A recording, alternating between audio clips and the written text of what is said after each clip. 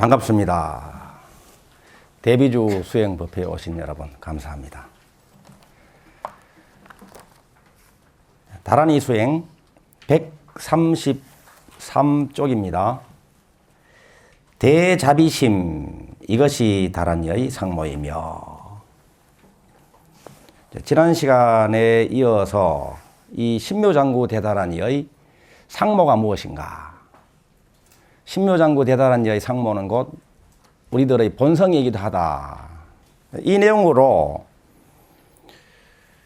대범천왕의 질문에 따라서 관세음보살님이 신묘장구 대다란이의 상모를 설해 주시는 대목입니다. 상모의 글자 뜻은 모양, 생김새, 무엇이다 라고 할 때 무엇, 이것이 글자 뜻입니다. 신묘장구 대다란이의 상모는 곧 우리 본성의 상모이기도 하다. 이렇게 지난 시간에 공부를 했습니다. 우리의 본성은 탐진치 삼독심의 먹구름에 가려져 있다. 탐진치 삼독심의 먹구름에 가려져 있는 본성을 드러내도록 하는 것이 수행이고, 이 천수다란이 경에서는 대비주 수행으로 가려져 있는 본성을 드러낼 수 있다. 이렇게 관세음보살님께서 분명히 말씀하고 계십니다.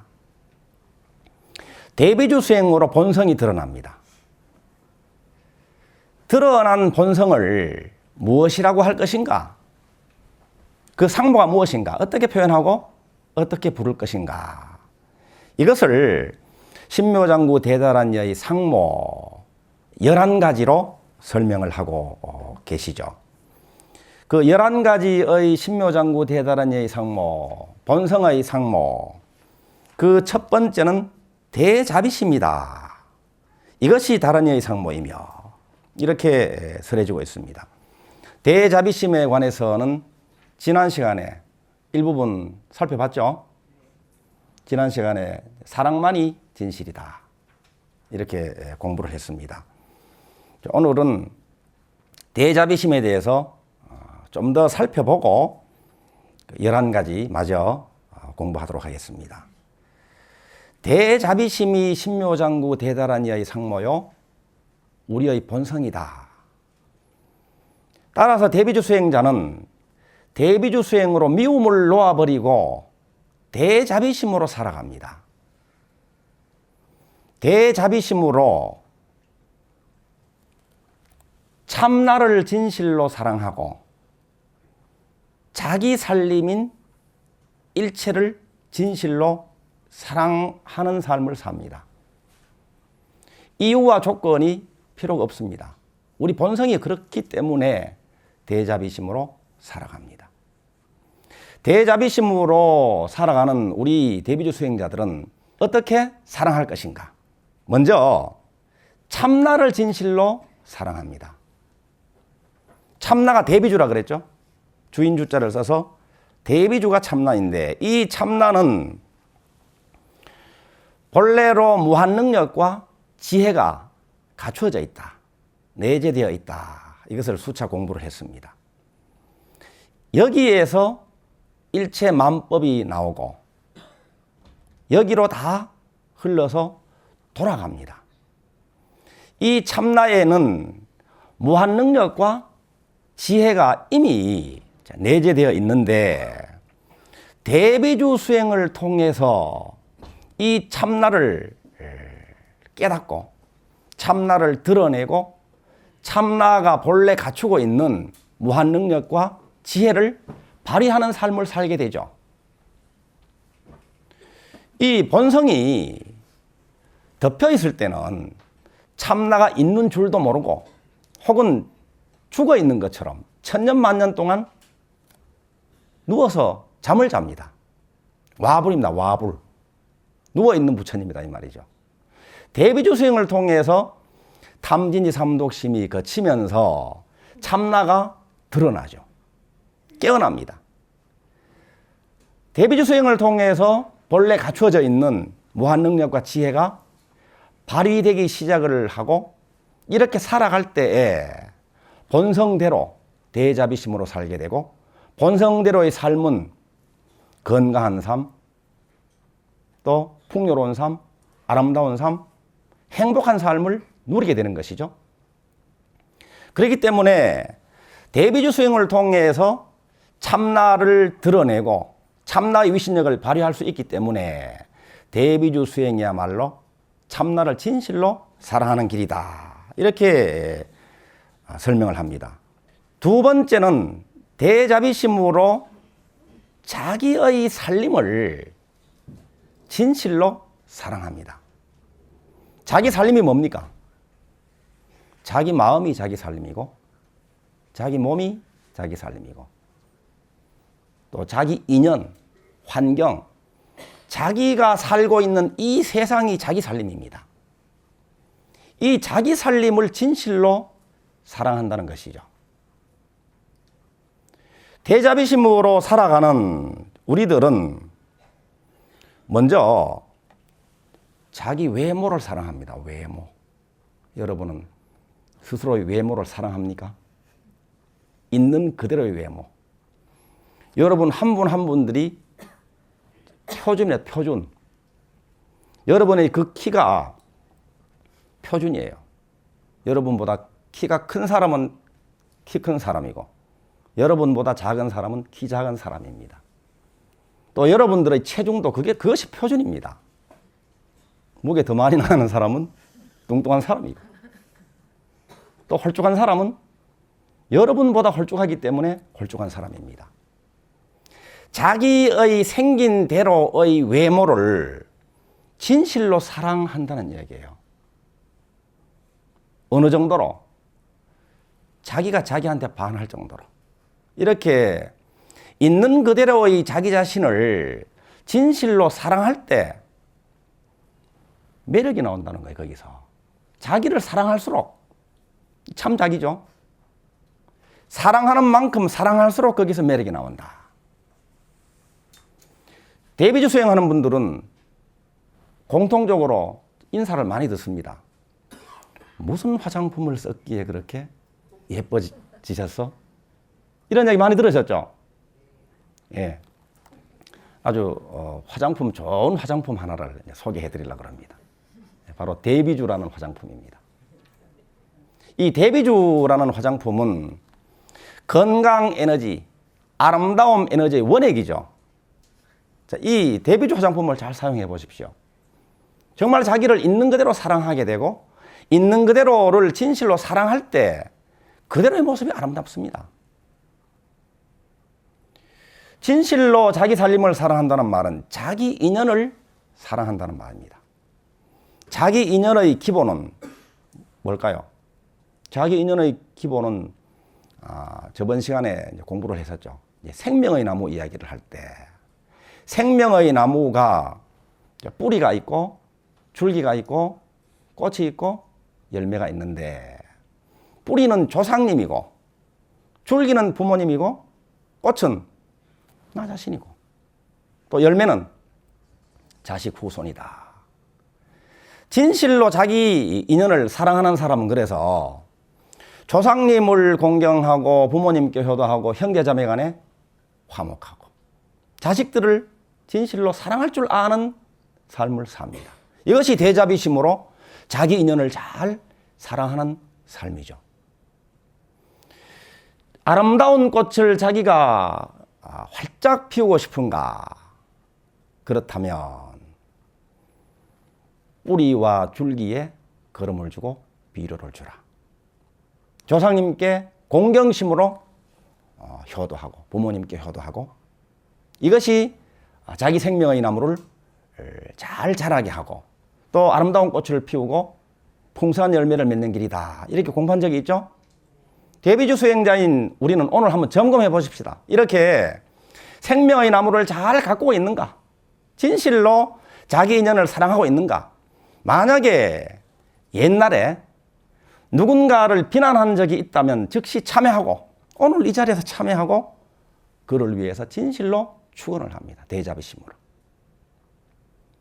자기 인연을 있는 그대로 사랑하고 또 자기 환경, 자기가 몸담고 살아가고 있는 이 세상에 대해서 감사한 마음으로 살 때에 자비심이 솟아오릅니다. 대자비심이 회복되죠. 대자비심이 내 마음속에서 가득하게 될 때에, 마음속에 자비심이 가득할 때에 그 마음이 현실에서 실현된다. 마음에 피는 꽃이 현실에서도 꽃이 핀다. 내 마음속에 자비심으로 가득할 때에 건강과 풍요와 아름다움과 행복의 나무가 무럭무럭 현실에서 자란다. 이것이 자기 살림을 진실로 사랑하는 우리들의 삶입니다. 일체에 감사하고 먼저 조상님, 부모님, 또 나와 형제자매들, 자식들과 화목하게 사는 것이 대자비심으로 살아가는 길이다. 자기 살림이 자기 꽃나무입니다. 자기 일이 자기 꽃나무입니다. 다른 꽃나무의 꽃을 피울 생각을 하거나 부러워할 필요가 없습니다. 자기 꽃나무에 자기 꽃을 아름답게 활짝 피우는 것이 자기 삶을 진실로 사랑하는 대자비심의 삶입니다. 옛날 옛적에 파란 꽃나무가 자라나고 있었습니다. 파란 꽃나무가 무럭무럭 자라나고 있었습니다. 어느 꽃피는 계절이 왔을 때 이미 먼저 자라난 노란 꽃나무에서 노란 꽃이 활짝 피었습니다. 참 아름다웠습니다. 향기로웠습니다. 주변의 초목들 또 사람들이 아주 좋아라 했습니다. 파란 꽃나무는 노란 꽃나무가 부러웠습니다. 그래서 기도했습니다. 저도 노란 꽃을 피우게 해주십시오. 이렇게 기도했습니다. 그 계절이 지나면서 노란 꽃이 지고 새 계절이 왔을 때 이번에는 빨간 꽃나무가 다 자라나서 빨간 꽃이 활짝 피어났습니다. 파란 꽃나무가 보기에 참 아름다웠습니다. 향기로웠습니다. 주변의 초목들도 사랑해주고 사람들도 좋아라 했습니다. 파란 꽃나무는 이번에는 빨간 꽃나무가 아주 부러웠습니다. 그래서 다시 기도를 했습니다. 저도 빨간 꽃이 피게 해주십시오. 이렇게 기도를 했습니다. 그 계절이 지나면서 빨간 꽃이 지고 새 계절이 왔을 때 드디어 다 자라난 파란 꽃나무가 꽃을 활짝 피웠습니다. 그런데 파란 꽃나무는 깜짝 놀랐습니다. 파란 꽃도 아니고 노란 꽃도 빨간 꽃도 아닌 파란색하고 노란색하고 빨간색이 그냥 뒤섞여서 검정꽃이 되고 말았습니다. 자기 꽃을 피워야 되는데 자기 꽃나무가 뭡니까? 자기 살림입니다. 자기 일입니다. 자기 살림, 자기 일, 자기 꽃나무에서 자기 꽃을 피울 때 자기가 아름답습니다. 자기가 아름다운 꽃을 활짝 피울 때 자기만 아름다운 것이 아니고 세상을 아름답게 장엄할 수 있습니다. 자기 꽃을 피우는 것이 자기 살림을 진실로 사랑하는 대자비심의 삶이다. 신묘장구 대단한 이의 상모가 대자비심이 첫 번째입니다.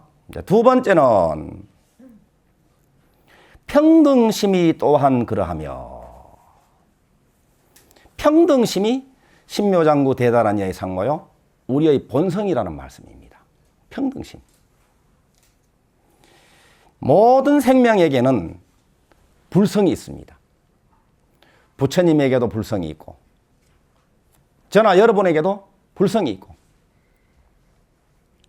지옥 악의 축생계에서 지금 고통 속에서 허덕이고 있는 사막도의 중생들에게까지도 차별 없이 똑같이 불성이 있습니다.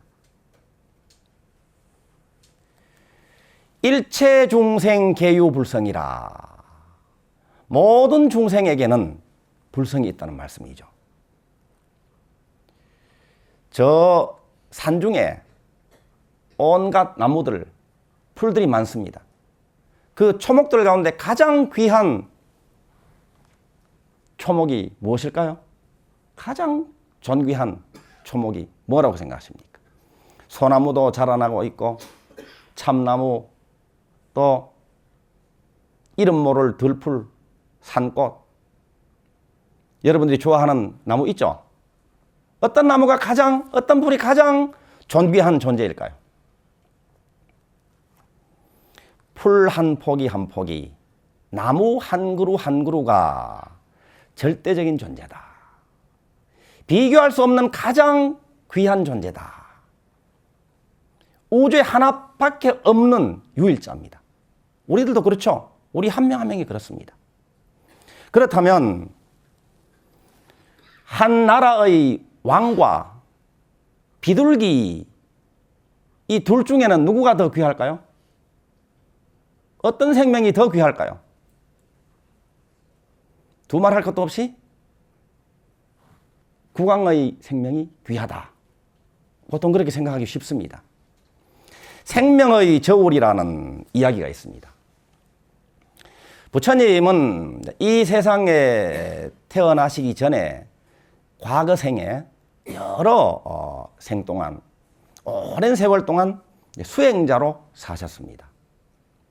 어느 생에서는 큰 나라의 왕이었는데 이름이 살바달 왕이었습니다. 이 살바달 왕은 대자비심으로 중생들을 고통에서 구조해주고 또 널리 보시를 실천하는 국왕이었습니다. 하늘나라에 도리천이라는 하늘나라에 제석천왕이 지상을 내려다보고 있었는데 이 살바달 왕이 널리 보시를 실천하고 고통을 받는 중생들을 위해서 구제를 하는 대자비심으로 살아가고 있는 모습을 보고 생각을 했습니다. 이 천왕의 자리는 살아생전에 보시를 많이 실천하고 대자비심으로 중생들을 위해서 고통에서 구제한 그 복을 많이 지은 자가 죽으면 천왕의 자리에 오를 수 있는데 아무래도 저 살바달 왕에게 이 제석천왕의 자리를 뺏기게 생겼구나, 이렇게 겁이 났습니다. 제석천왕이 그래서 이 살바달 왕을 시험하기 위해서 살바달 왕한테 갑니다. 먼저 비둘기 한 마리를 보냅니다. 살바달 왕한테. 이 제석천왕은 이제 매로 변신을 해서 비둘기를 쫓습니다. 비둘기는 다급하게 매에게 쫓기면서 살바달 왕에게 다가가서는 대왕이시여, 저를 살려주십시오. 매에게 쫓기고 있습니다. 지금 잡아먹히게 생겼습니다. 제발 구해주십시오. 이렇게 이야기를 합니다. 살바달 왕은 대자비심으로 그래, 너를 구해주마, 너를 살려주겠다, 이렇게 이야기를 합니다. 곧 이어서 뒤따라서 매가 다가와서는 대왕이시여, 그 비둘기는 저희 먹입니다. 당장 내놓으십시오. 이렇게 이야기합니다. 내가 살려주겠다고 약속을 했다. 저 비둘기를 넣어주거라. 안 됩니다. 저희 먹입니다. 대왕이 다시 이야기를 하기를 비둘기 대신에 더 맛있는 음식을 더 넉넉하게 주겠다. 그래도 막무가 냅니다. 매는 다른 음식은 아무 소용이 없습니다. 저는 오직 비둘기만 필요할 뿐입니다. 이렇게 고집을 부립니다. 이때에 살바달 왕이 다시 이야기하기를 그러면 무엇을 너에게 주면 비둘기를 살려줄 수 있겠는가, 이렇게 이야기를 하니까 이 매가 이야기합니다. 비둘기가 아니면 대왕의 살을 비둘기 무게만큼 주십시오. 이렇게 이야기를 하니까 대왕은 아주 기뻐하면서 바로 이 비둘기 크기만큼의 살을, 넓적다리 살을 베어서 생명의 저울 위에 올립니다. 보기에는 비둘기의 크기만큼의 양이었는데 생명의 저울에는 비둘기보다 훨씬 가벼웠어요. 왼쪽 팔을 베어서 올리고 오른쪽 팔을 베어서 올려도 비둘기 무게보다는 모자라요. 그래서 온몸을 통째로 생명의 저울 위에 올라갔을 때 그때서야 비둘기 생명의 무게와 이 대왕의 생명의 무게가 같아졌습니다. 신하에게 이야기합니다. 내 몸을 죽여서 저 매에게 주고 비둘기를 살려주도록 하라. 이렇게 이야기했을 때 제석천왕이 본래의 제석천왕의 모습으로 회복을 해서는 이제 엎드려 절하면서 이야기합니다. 대왕이시여, 대왕께서는 무엇을 구하시기 위해서 대자비심으로 생명까지 보시하려고 하십니까? 이렇게 이야기했을 때 살바달 왕이 이야기하죠. 부처님의 전생입니다. 저는 제석천왕의 자리를 구해서가 아닙니다. 오직 일체 중생들을 고통에서 구제해주고 행복을 누리도록 하기 위함입니다. 이렇게 이야기를 합니다. 제석천왕은 하늘의 약을 가지고 와서 바로 몸을 회복시켜 줍니다. 비둘기 생명의 무게와 국왕의 생명 무게가 생명의 저울에서는 똑같다는 이야기입니다. 모든 생명들은 더 귀하고 더 천함이 없다는 이야기죠. 우리들 한 생명 한 생명들이 그렇습니다. 스스로 비할 필요가 없고 무시할 필요가 없고 열등만 가질 필요도 없죠. 내 생명 그대로가 우주의 유일자요, 가장 절대적인 존귀한 존재다. 비교할 수 없는 존재다. 이것을 나타내고 있습니다. 신묘장구 대다란 이의 상모, 우리 본성. 세 번째는 무의심이 또한 그러하며. 자, 무의심은 우리의 본성이 무의심이라는 이야기입니다. 신묘장구 대다란 이의 상모요 본성이 무의심으로 부르기도 합니다. 아상에서 일어나는 마음은 유의심입니다. 아상이 나 하는 나를 내세우는 마음이죠. 이것이 유의심입니다. 유의심으로 마음을 일으킬 때 늘 우리는 내가 얼마나 어떻게 했는데 하는 마음을 가지고 다닙니다. 내가 잘 살았다는 마음을 가지고 있고 내가 못 살았다는 마음도 유의심입니다. 내가 어떻게 했는데, 유의심으로 살아갈 때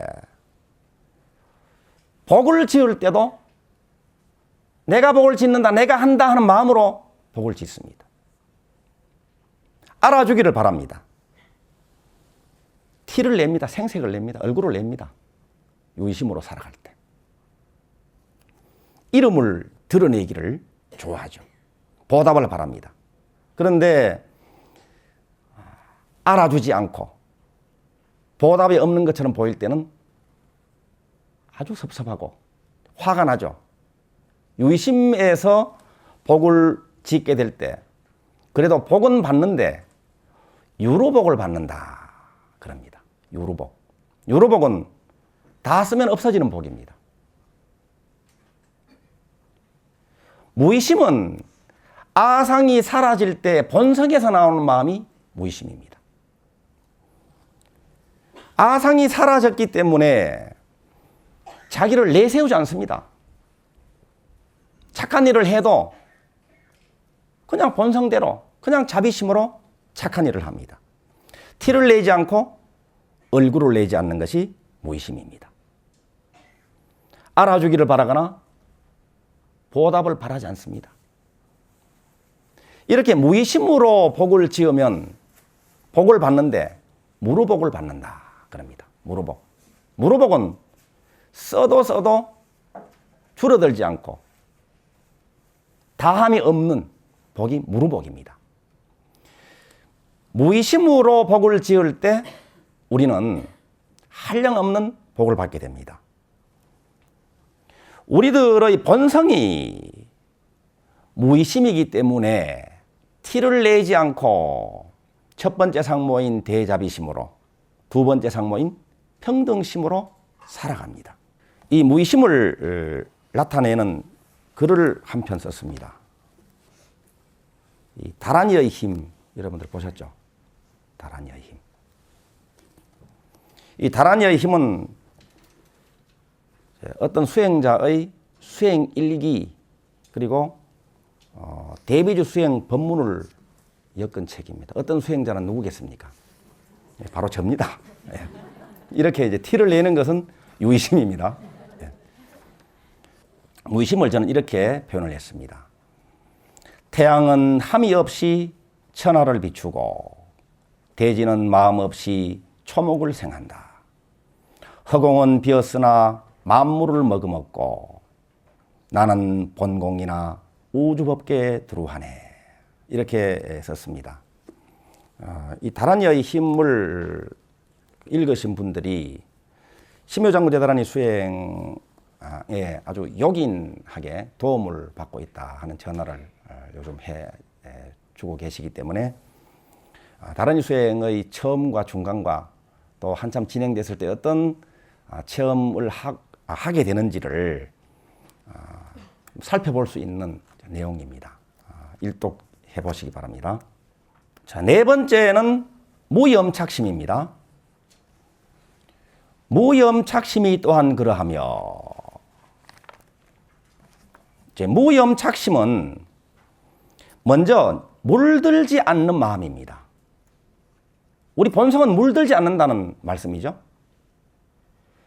현상계는 우리들이 살아가는 이 세상, 몸으로 살아가는 이 세상은 생로병사, 나고 늙고 병들고 죽는 이런 모습을 보이고 있습니다. 물질들은 성주개공의 모습을 보이고 있습니다. 그렇지만 우리의 본성은 이 생로병사에 물들지 않고 나고 죽음에 아무 상관이 없다는 이야기입니다. 아상이 일으키는 삼독심에도 본성은 물들지 않습니다. 근심 걱정에 물들지 않고 미움과 화에 빠지지 않고 두려움과 의심에 상관이 없습니다. 우리들의 본성은 우리가 살면서 아무리 고생해도 조금도 손상되지 않습니다. 우리들의 본성은 누군가가 아무리 자기 자신을 해코지를 해도 조금도 훼손되지 않습니다. 아무리 욕을 해도 아무리 스트레스를 갖다 줘도 조금도 흔들리지 않는다. 조금도 물들지 않는다. 조금도 줄어들거나 상처가 나지 않는다는 이야기입니다. 자기가 허용하지 않는 한 스트레스 받지 않습니다. 약해지지 않습니다. 우리 본성은. 진흙탕에서 연꽃이 피어납니다. 진흙탕에서 피어나지만 연꽃은 진흙에 물들지 않습니다. 우리 본성이 이렇기 때문에 우리 본성을 연꽃으로 나타내죠. 불교의 상징이 그래서 연꽃입니다. 본성은 어디에도 물들지 않는다. 그래서 이제 무염착심입니다. 시궁창에서 연꽃이 피면 그곳은 연밭이 됩니다. 그죠? 연밭이라고 불립니다. 그 시궁창의 아무리 더러운 물도 연꽃에는 물들지 않습니다. 향기롭고 아름다운 연밭이 되고 맙니다.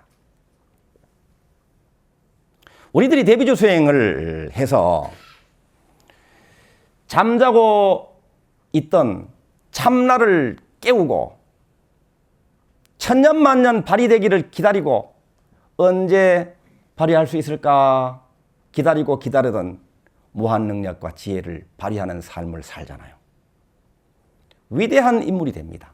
이럴 때에 스스로 위대한 인물이 되어서 위대한 삶을 살게 되면서 동시에 부모님은 위대한 인물을 낳아서 길러주신 부모님으로 승화가 되고, 가문은 위대한 인물을 배출한 가문이 되고, 이 나라는 그 위대한 인물을 국민으로 가지고 있는 위대한 나라가 됩니다.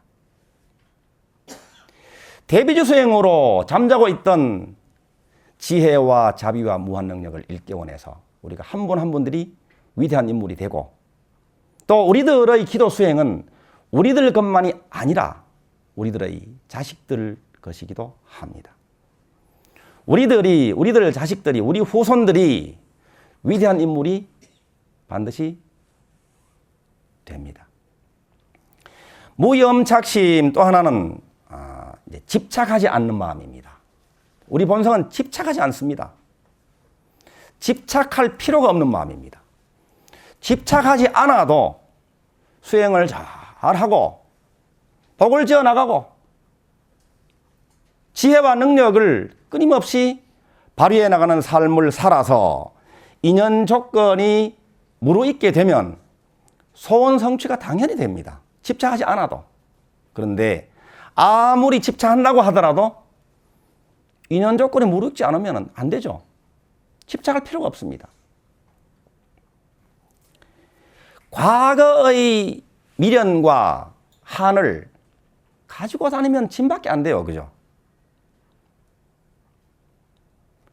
과거의 미련, 과거의 한, 죄의식, 내가 잘못 살았네, 잘 살았네, 다 마음의 짐입니다. 다 내려놓고, 자, 다 내려놓을 때 남는 것은 그 삶에서 건져 올린 교훈이 남습니다. 오지 않는 미래에 대해서 근심 걱정을 늘 짊어지고 다닐 필요가 없습니다. 오지 않은 미래의 근심 걱정조차도 내려놓고 미래의 원대한 비전을 담은 오늘입니다. 과거의 교훈을 머금고 있는 오늘, 미래의 비전을 머금고 있는 오늘을 아름답게 활짝 꽃을 피우는 것이 우리들의 삶입니다. 집착할 필요가 없이. 신묘장구 대단한 이 상모 본성이 공관심입니다. 공관심은 모든 현상계를 공으로 관하는 마음입니다. 다 공이다 이 말입니다. 어떤 분이 자기가 하나밖에 없는 애지중지하던 어떤 재산을 잃어버려서 잠을 못 자요. 재산만 잃어버려도 큰 손해인데 아주 큰 병이 나게 생겼어요. 잠도 못 이루고 가슴을 치면서 잠자가도 벌떡벌떡 일어나고 그럽니다. 그래서 제가 한마디로 그분한테 이 도리를 설명을 해드렸어요. 본래 있었나? 이 한마디입니다.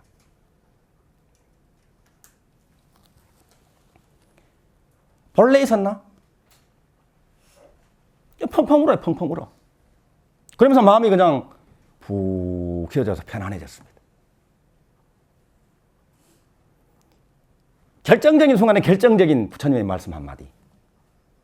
마음을 쉬게 하고 좌절해서 일어나게 되죠. 공간심으로 살아갈 때에 우리는 감사할 뿐입니다. 모든 존재에 감사하고 내가 누리고 있는 일체에 감사할 뿐입니다. 늘 감사한 마음으로 살아가는 것이 행복이죠. 그런데 참 묘한 것은 감사한 마음으로 살아갈 때에 감사한 일들이 계속 줄을 잇습니다. 집착하고 모자란다고 그냥 생떼를 쓰듯이 구걸하고 이런 마음으로 살아갈 때 오히려 계속해서 가난해집니다. 베풀수록 늘어나요. 참 묘합니다. 무엇이 늘어납니까? 베푸는 것이 자기 삶에서 늘어납니다. 자, 여섯 번째는 공경심이 또한 그러하며, 공경심이 우리의 본성이라는 말씀이죠. 모든 생명에게 공경심을 내는 마음입니다.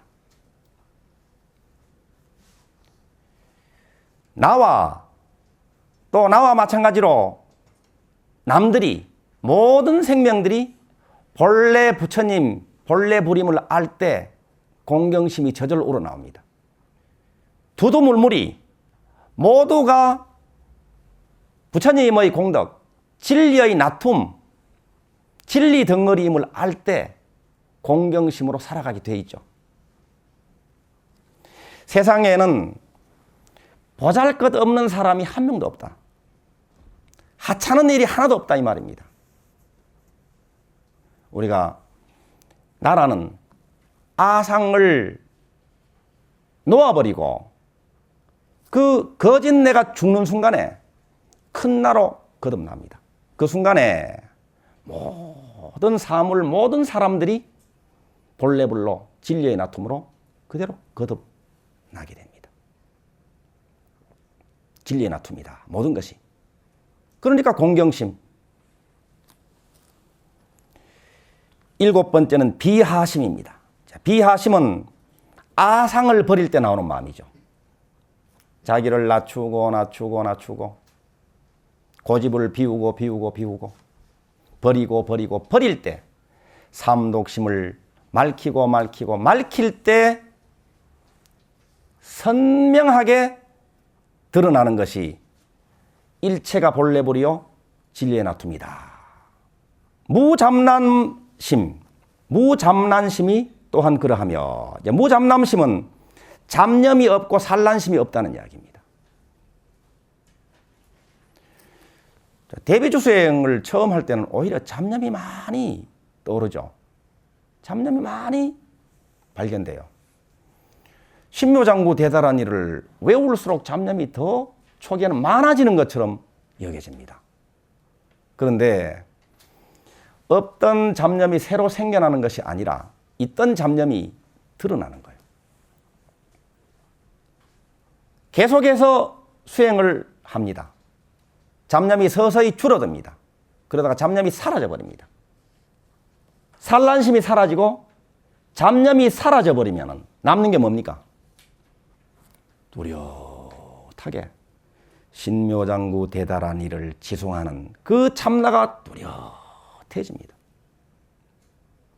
신묘장구 대단한 일을 계속해서 지송할 때 이렇게 되는 거죠. 반복해서 신묘장구 대단한 일을 외울 때 잡념이 사라지고 산란심이 사라졌을 때 뚜렷하게 구름 거칠 때 본래의 보름달이 환하게 드러나서 온 세상이 환해지듯이 잡념이 사라지고 산란심이 사라질 때 저절로인 듯이 보름달인 참나가 본성이 뚜렷하게 드러난다 이 말입니다. 반복해서 자꾸 해야 됩니다. 하다 보면은 그냥 하기만 해도 돼요. 그냥 하기만 하면. 이런 믿음을 가지고. 비하심이 됐을 때 무잡난심이 되죠. 또 무내해심도 같은 말입니다. 같은 내용을 다르게 표현하는 것이죠. 이렇게도 표현하고 또 다른 면을 강조할 때는 저렇게도 표현하고. 무내해심은 번뇌가 없고 해로움이 없는 마음입니다. 번뇌가 아상에서 나오고 탐진이 삼독심으로부터 비롯되는 것이 번뇌입니다. 해로운 마음은 뭡니까? 이 삼독심이 해로운 마음입니다. 근심걱정은 해로운 마음입니다. 근심걱정해가지고 덕보는 사람 아무도 없습니다. 미움과 분노도 마찬가지입니다. 자기한테 독이 됩니다. 남한테도 독이 되고. 그래서 해로운 마음입니다. 두려움과 의심도 그렇고. 신묘장구 대단한 이 수행으로 아상이 사라질 때에 무뇌해심이 됩니다. 10번째는 무견취심이다. 무견취심. 자기 견내를 취하려고 고집하지 않는다는 말이죠. 내가 옳다, 너는 그러다. 내 견내가 옳다고 고집 부리는 줄도 모르면서 평생 자기 고집으로 사는 사람이라도 대비주행을 하다 보면 내가 그렇게 살고 있구나 하는 것을 발견합니다. 발견하면서 닦을 수 있습니다. 이럴 때 이제 바로 보죠. 자기를 바라보고 세상을 바라보고 삶을 바라보게 됩니다. 마찬가지로 아상이 녹을 때에 자기의 견해만 취하려는 마음이 사라집니다. 마지막으로 무상보리심이 그러하니라. 무상보리심은 위 없는 깨달음의 마음입니다. 무상보리심은 대비주 수행자의 비전이기도 하고 또 우리들의 본성이기도 하고 우리들의 본래 자리이기도 합니다. 이 무상보리심에서 나오는 것이 사홍서원입니다. 중생을 다 건지오리다. 번뇌를 다 끊어오리다. 법문을 다 배우오리다. 또 불도를 다 이루오리다. 대비주는 언제나 최상의 길을 여십니다. 지성심, 자비심, 신심으로 행복한 수행을 해나가십시다. 감사합니다.